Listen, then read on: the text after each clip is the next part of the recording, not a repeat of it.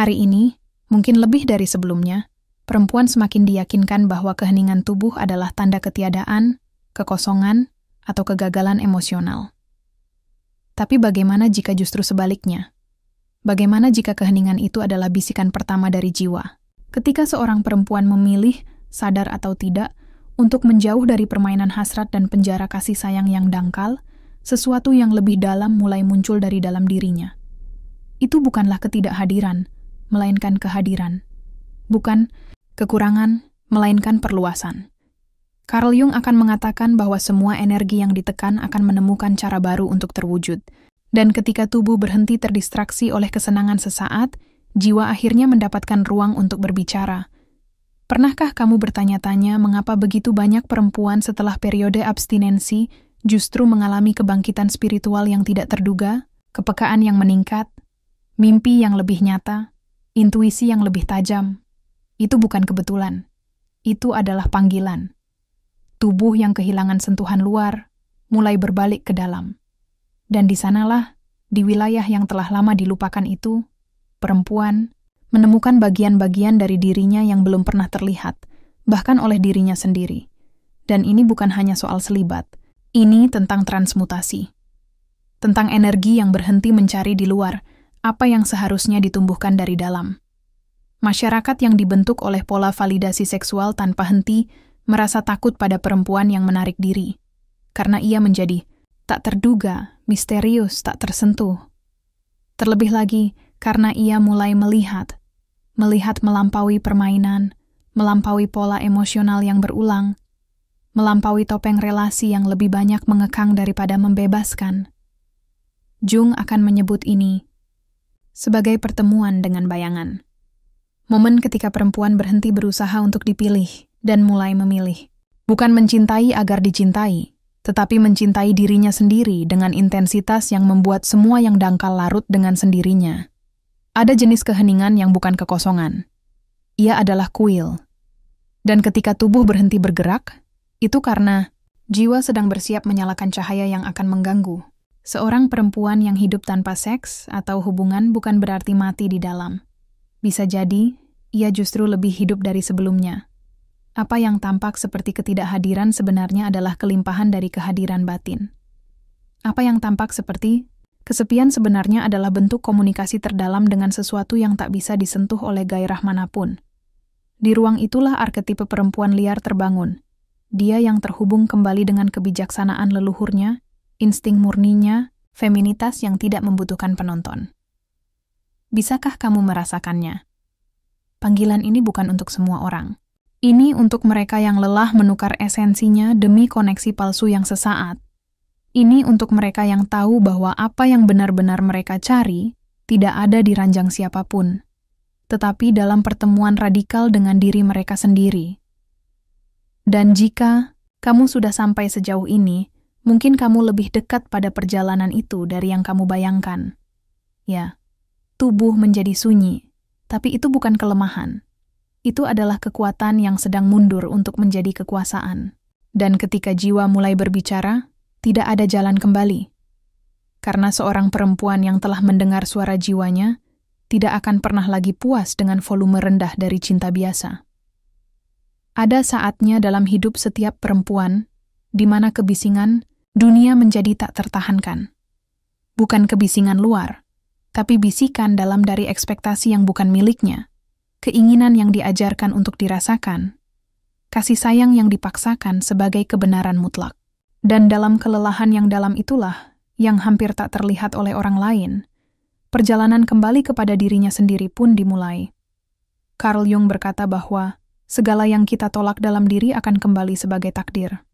Dan mungkin itulah sebabnya ketika tubuh memilih diam, itu bukan kegagalan. Itu adalah tanda bahwa sesuatu yang lebih besar sedang mencoba untuk muncul.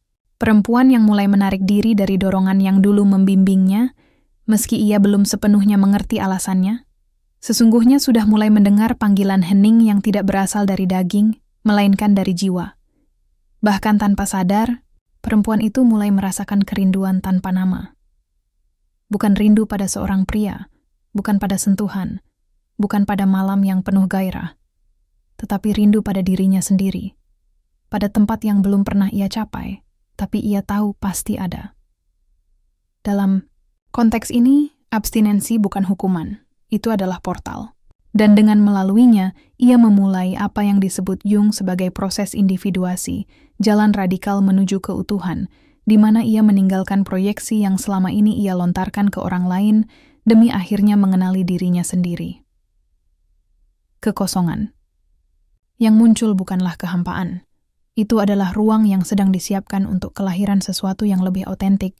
Di ruang itu pula, kenangan mulai terasa sakit dengan cara yang berbeda. Bukan sebagai luka terbuka, tapi sebagai petunjuk menuju cerita yang lebih besar. Hubungan-hubungan yang telah berlalu, malam-malam yang berakhir dengan air mata, siklus-siklus yang berulang tanpa penjelasan, semuanya mulai masuk akal dalam cahaya yang baru. Karena perempuan yang memeluk keheningan tidak sedang menjauh dari kehidupan. Ia sedang menulis ulang kisahnya dari sudut pandang yang berbeda. Diri batinnya mulai mengamati emosi-emosinya sebagai cermin simbolis dari alam bawah sadar yang selalu berbicara padanya, tapi yang suaranya tertutup oleh hiruk-pikuk hasrat. Secara perlahan, ia mulai menyadari bahwa ia tidak lagi membutuhkan tepuk tangan atau validasi dari luar. Nilainya tidak lagi diukur dari seberapa besar tubuhnya diinginkan, tetapi dari seberapa dalam ia mampu menampung kehadiran jiwanya dalam diam. Di titik inilah lahir sebuah kekuatan yang nyaris mistis, kekuatan perempuan yang tidak lagi perlu dipilih. Dan disinilah dunia mulai merasa takut padanya, karena dunia tidak tahu bagaimana memperlakukan seseorang yang telah berhenti memohon cinta. Ia menjadi utuh, dan karenanya berbahaya bagi segala sesuatu yang masih hidup dalam setengah kesadaran. Dan ketika perempuan itu mulai menyadari bahwa energi vitalnya bukanlah mati, hanya sedang mundur, ia memasuki keadaan kesadaran baru, keadaan di mana tidak ada lagi urgensi dan tidak ada lagi keharusan untuk membuktikan apapun. Karena keheningan tubuh bukan hukuman, itu adalah bahasa. Dan bahasa itu hanya dapat dimengerti oleh mereka yang cukup berani untuk tinggal dalam kedalamannya sendiri. Jung menyebut ini sebagai rekonsiliasi dengan alam bawah sadar femininnya, sebagai penyambungan kembali dengan simbol-simbol purba yang terkubur di bawah berabad-abad represi. Dan rekonsiliasi ini tidak terjadi melalui kata-kata, tetapi melalui kehadiran. Perempuan itu baru saja mulai muncul ke permukaan, tapi perjalanannya tidak lembut. Sebuah kegelisahan muncul, sebuah kegundahan yang tak terlihat, tetapi perlahan-lahan menggerogoti dari dalam. Ketika seorang perempuan mulai menjauh dari hasrat langsung, dari sentuhan yang familiar, dari kehadiran tubuh lain di sisinya, ia juga menjauh dari semua hal yang dulu membuatnya merasa ia memiliki tempat, dan yang tersisa pada awalnya hanyalah ketidaknyamanan yang brutal, seolah dunia tidak lagi mengenali keberadaannya, seolah ketidakhadirannya dari permainan hasrat telah membuatnya menjadi tidak terlihat. Jung akan berkata bahwa inilah awal dari pertemuan dengan bayangan. Bagian dari dirinya yang telah lama ditekan, yang hidup dalam adaptasi, haus akan pengakuan, kini menolak untuk terus berpura-pura. Pada titik ini, ia mulai bertanya-tanya apakah ia salah mengambil jarak, apakah ia sedang kehilangan akal, apakah ia sedang menyia-nyiakan waktu, masa muda, dan kesempatan.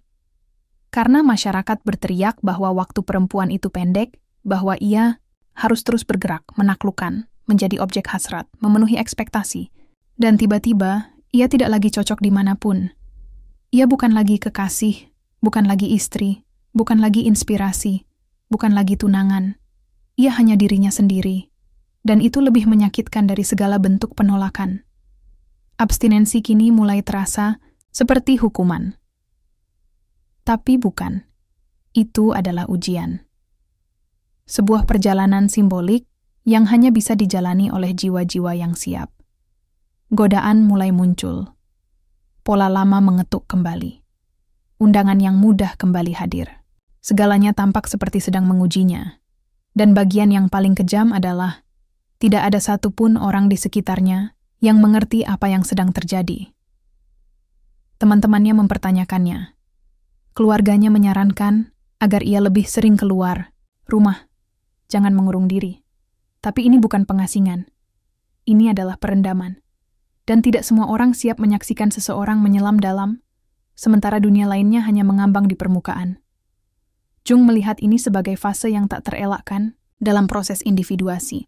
Saat ketika ego panik karena kehilangan kendali, dan jiwa secara halus mulai mengambil alih arah, di dalam keputusasaan yang diam itulah banyak yang menyerah, kembali pada pola lama, menerima cinta yang suam-suam kuku, meyakinkan diri bahwa memiliki sesuatu lebih baik daripada tidak memiliki apapun. Tapi perempuan yang tetap bertahan, meski dengan air mata dan keraguan, sedang ditempa oleh sesuatu yang jauh lebih besar dari dirinya sendiri. Ia sedang dipanggil untuk memutus siklus, dan siklus tidak diputus dengan kekuatan, tapi dengan kesadaran. Ketegangan yang ia rasakan bukanlah tanda kesalahan, melainkan pertanda transisi. Kepompong akan mengetat sebelum kupu-kupu lahir. Dan itulah yang sedang terjadi. Sebuah diri yang baru sedang dikandung dalam kegelapan keheningan. Di kedalaman jiwanya, ia tahu itu. Meskipun ia tidak bisa menjelaskannya. Meskipun ia takut bahwa ia terlalu sendiri, terlalu tidak dimengerti, terlalu dalam. Ada suara yang tidak berteriak, tapi tetap bersikeras. Ada kehadiran yang tidak terlihat tapi selalu menemani. Dan kehadiran itu adalah simbol dari feminitas arketipal, anima, yang oleh Jung digambarkan sebagai jembatan antara kesadaran dan misteri. Dengan dirinya itulah sang perempuan mulai berdialog. Dan semakin dalam percakapan batin itu tumbuh, semakin ia mengerti. Tubuhnya bukan sedang diam. Ia sedang menjalani ritual. Ritual yang telah dilupakan oleh dunia modern, tetapi yang jiwanya selalu tahu bagaimana melaluinya. Dan kemudian, sesuatu berubah. Halus, hampir tak terlihat. Sebuah pemahaman baru mulai berkembang. Apa yang dulu adalah kegelisahan, kini berubah menjadi pertanyaan-pertanyaan yang lebih dalam. Kenapa aku selalu merasa harus diinginkan agar merasa hidup? Kenapa ketidakhadiran orang lain terasa begitu menyakitkan?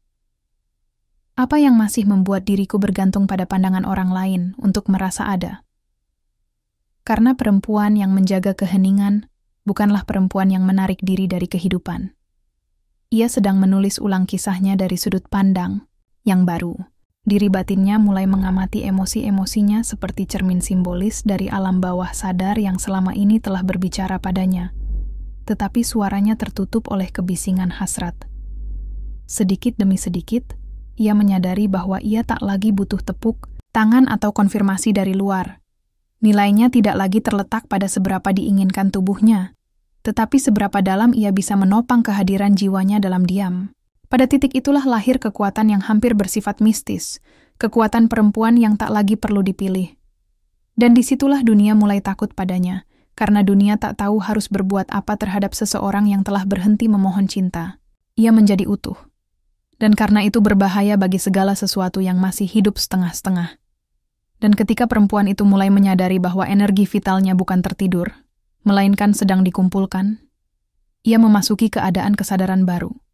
Sebuah keadaan di mana tidak ada kebutuhan untuk terburu-buru, tidak ada lagi keharusan untuk membuktikan apapun.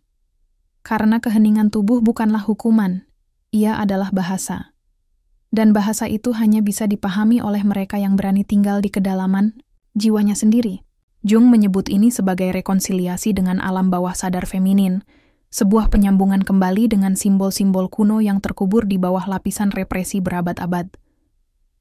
Dan rekonsiliasi ini tidak terjadi lewat kata-kata, tetapi melalui kehadiran. Perempuan itu baru saja mulai muncul, tapi perjalanannya bukan perjalanan yang lembut. Kegelisahan muncul. Sebuah kegundahan yang tidak terlihat, tapi menggerogoti dari dalam. Ketika seorang perempuan mulai mengambil jarak dari keinginan sesaat, dari kontak yang akrab, dari kehadiran tubuh lain di sisinya, ia juga mengambil jarak dari semua hal yang dulu membuatnya merasa memiliki tempat di dunia. Dan yang tertinggal pada awalnya adalah ketidaknyamanan yang sangat nyata, seolah-olah dunia tak lagi mengenali keberadaannya, seolah-olah ketidakhadirannya dari permainan hasrat membuatnya menjadi tak terlihat. Jung akan menyebut ini sebagai awal dari pertemuan dengan bayangan. Bagian dari dirinya yang telah ditekan selama bertahun-tahun, bagian yang hidup dalam adaptasi, yang haus akan validasi, tapi kini menolak untuk terus berpura-pura. Pada titik ini, Ia mulai bertanya-tanya apakah ia salah menjauh, apakah ia mulai kehilangan akal, apakah ia menyia-nyiakan waktu, masa muda, dan peluang. Karena sistem berteriak bahwa waktu perempuan itu singkat, ia harus terus bergerak, menaklukkan, diinginkan, memenuhi harapan. Dan tiba-tiba, ia tak lagi cocok dimanapun. Ia bukan lagi kekasih, bukan istri, bukan muse, bukan tunangan. Ia hanya dirinya sendiri. Dan itu terasa lebih menyakitkan daripada penolakan apapun. Abstinensi kini mulai terasa seperti hukuman. Tapi bukan. Itu adalah ujian, sebuah perjalanan simbolik yang hanya bisa dijalani oleh jiwa yang siap. Godaan datang. Pola lama mengetuk pintu. Undangan mudah muncul kembali. Segala sesuatu tampaknya dirancang untuk menguji dirinya. Dan bagian yang paling kejam adalah tak seorang pun di sekitarnya memahami apa yang sedang ia alami. Teman-teman bertanya-tanya. Keluarga menyarankannya untuk bersosialisasi lebih banyak, tidak mengurung diri. Tapi ini bukan pengasingan. Ini adalah penyelaman. Dan tidak semua orang siap menyaksikan seseorang menyelami kedalaman, sementara yang lain hanya meluncur di permukaan. Jung melihat ini sebagai fase yang tak terhindarkan dari proses individuasi. Saat ego panik karena mulai kehilangan kendali, dan jiwa diam-diam mengambil alih kemudi. Dalam keputusasaan yang tenang, itulah banyak yang menyerah. Mereka kembali ke pola lama, menerima cinta yang setengah hati, meyakinkan diri bahwa lebih baik punya sesuatu daripada tidak sama sekali. Tapi perempuan yang tetap bertahan, bahkan dalam air mata dan keraguan, sedang dibentuk oleh sesuatu yang jauh lebih besar dari dirinya. Ia dipanggil untuk memutus siklus. Dan siklus tidak diputus dengan paksaan, melainkan dengan kesadaran. Ketegangan yang ia rasakan bukanlah tanda kesalahan, tetapi tanda peralihan. Kepompong akan semakin rapat sebelum kupu-kupu lahir. Dan itulah yang sedang terjadi. Sebuah makhluk baru sedang tumbuh dalam kegelapan keheningan. Di lubuk hatinya, ia tahu itu benar. Walaupun ia tak bisa menjelaskannya. Walaupun ia takut ia terlalu sendiri, terlalu dalam, terlalu tak dimengerti. Ada suara yang tidak berteriak, tapi terus memanggil. Ada kehadiran yang tak menampakkan diri, tapi setia menemani. Dan kehadiran itu adalah simbol dari anima, sisi feminin arketipal, yang oleh Jung digambarkan sebagai jembatan antara kesadaran dan misteri. Dengan anima itulah perempuan itu mulai berdialog. Dan semakin dalam percakapan itu berlangsung, semakin ia mengerti. Tubuhnya bukan dalam keadaan diam. Ia sedang dalam upacara. Sebuah ritual yang telah dilupakan dunia modern, tetapi yang jiwanya selalu tahu bagaimana menjalankannya. Kemudian sesuatu mulai bergeser, pelan-pelan, hampir tak terasa. Sebuah pemahaman baru mulai tumbuh. Kegelisahan yang dulu terus berkecamuk kini berubah menjadi pertanyaan yang lebih dalam. Mengapa aku selalu merasa harus diinginkan agar merasa hidup? Mengapa ketidakhadiran orang lain terasa begitu berat? Apa yang masih membuat diriku bergantung pada pandangan orang lain untuk merasa ada? Namun perempuan yang telah melalui transformasi tidak lagi menerima hubungan sebagai pelarian. Ia tidak lagi menukar kasih sayang demi kebersamaan semu. Dan meskipun itu berarti harus melewati malam-malam panjang dalam kesunyian, ia tahu tubuhnya bukan sedang dalam abstinensi, tetapi dalam perlindungan. Ia sedang menjaga ruang bagi sesuatu yang berasal dari jiwa, bukan dari kekurangan. Transformasi itu lengkap ketika ia menyadari bahwa ia tidak perlu dicari. Ia adalah pusatnya sendiri, api, cahaya yang mengungkap. Dan ketika cahaya itu menyala, mereka yang tak sanggup menanggung intensitasnya akan menjauh. Dan mereka yang datang kemudian tak akan mendekatinya setengah hati. Karena perempuan yang telah melewati keheningan tidak lagi mau hidup dalam redup. Ia tak tersedia lagi untuk hubungan yang biasa-biasa saja, karena ia sendiri tidak lagi biasa. Dan ketika tubuh memilih diam, yang berbicara adalah jiwa. Dan jiwa, begitu terbangun, tak akan pernah lagi memilih apa yang dulu melukainya. Ia bangkit bukan sebagai seseorang yang kembali ke dunia, tapi sebagai seseorang yang menjadi dunia itu sendiri. Setiap langkah kini sadar. Setiap pilihan diukur bukan oleh ketakutan akan kesepian, tapi oleh nilai kebersamaan dengan dirinya sendiri. Tubuh yang dulu sunyi kini berdenyut pada frekuensi baru. Lebih halus, lebih dalam, lebih sejati. Tak ada lagi dorongan untuk segera mengisi kekosongan. Tak ada lagi keinginan untuk masuk ke ruang yang terlalu sempit bagi jiwanya yang telah tumbuh. Carl Jung berkata, "Apa yang kita tolak akan menguasai kita. Tapi apa yang kita integrasikan akan mengubah kita." Dan perempuan ini telah mengintegrasikan kehilangannya. Ia menjadikan kekurangan sebagai rumahnya. Ia mengubah keheningan menjadi altar. Tapi ada sesuatu yang tak banyak orang sadari. Ia tidak sedang menunggu seseorang untuk menyelamatkannya. Karena perempuan yang telah berjalan melalui kegelapan jiwanya sendiri, tak lagi butuh diselamatkan. Ia menyelamatkan dirinya sendiri. Dan keselamatan itu mengubah segalanya. Ia tak bisa kembali seperti dulu. Apa yang dulunya kebutuhan kini menjadi pilihan. Apa yang dulunya paksaan kini menjadi kebijaksanaan. Ia masih bisa mencintai, tapi tidak lagi karena lapar, melainkan karena limpahan. Dan ketika cinta itu datang, cinta itu tidak datang untuk melengkapinya, tapi untuk menemani. Karena jiwanya sudah utuh.